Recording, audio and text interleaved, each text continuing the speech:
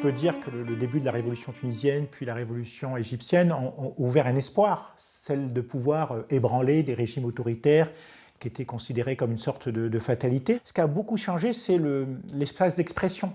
C'est-à-dire qu'aujourd'hui, même en Égypte, où il y a vraiment une restauration autoritaire encore plus répressive que sous Moubarak, malgré tout, vous voyez, il y a énormément de choses qui se passent sur les réseaux sociaux, en termes de création culturelle, en termes de création médiatique, en termes de création théâtrale.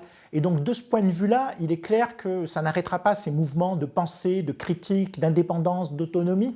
Bien sûr, il ne faut pas être trop angélique, trop positif, mais malgré tout, il y a quelque chose qui s'est passé. Il y a des fêlures, il y a des fragmentations, il y a des segmentations qui sont plutôt fécondes et qui font que même s'il y a toujours de la police, de l'autoritarisme, parfois même des guerres civiles, quelque chose s'est passé dans la mentalité du monde arabe qui pense que la dictature n'est pas, je dirais, le régime idéal et que la dictature éclairée, finalement, ça n'existe pas.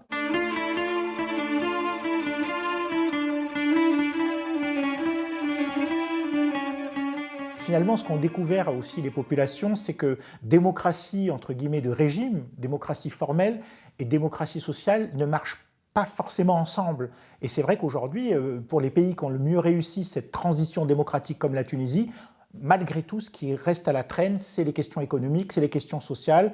Démocratie, oui, parce qu'il y a un parlement, parce qu'il y a un président élu, parce qu'il y a des élections libres, parce que la peur a reculé, mais malheureusement avec des problèmes socio-économiques qui sont sûrement encore plus profonds qu'avant 2011.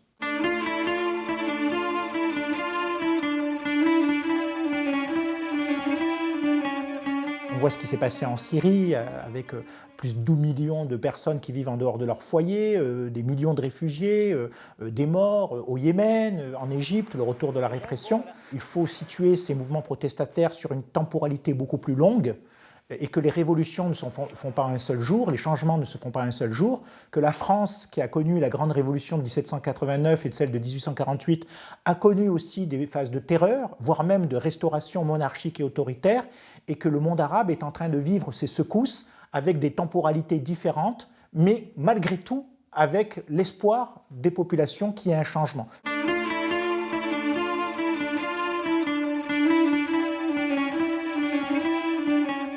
La révolution tunisienne a soulevé des espoirs qui se sont traduits par différentes secousses avec plusieurs années de décalage. Mais regardez l'Algérie où il y a un régime assez dur. Finalement, les gens se sont mobilisés tous les jours et qu'il a fallu la crise du Covid pour que le régime puisse reprendre du poil de la bête et se sauver, entre guillemets.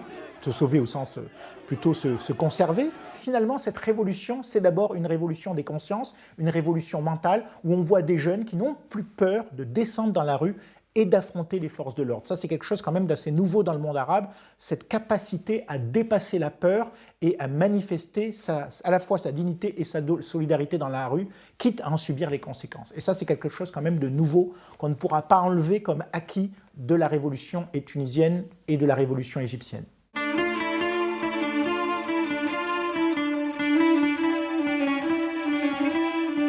Ces révolutions nous parlent à un moment donné où la crise est aussi où la démocratie est aussi en crise chez nous. Regardez, qui aurait imaginé qu'une horde d'extrême droite envahisse le Congrès américain? Qui aurait imaginé qu'il y a un gouvernement quasi-fasciste qui revienne en Italie? Qui aurait imaginé que toutes les démocraties d'Europe de l'Est aujourd'hui fonctionnent à la discrimination, à la xénophobie, l'antisémitisme, etc. Donc oui, ces révolutions arabes ont soulevé un espoir.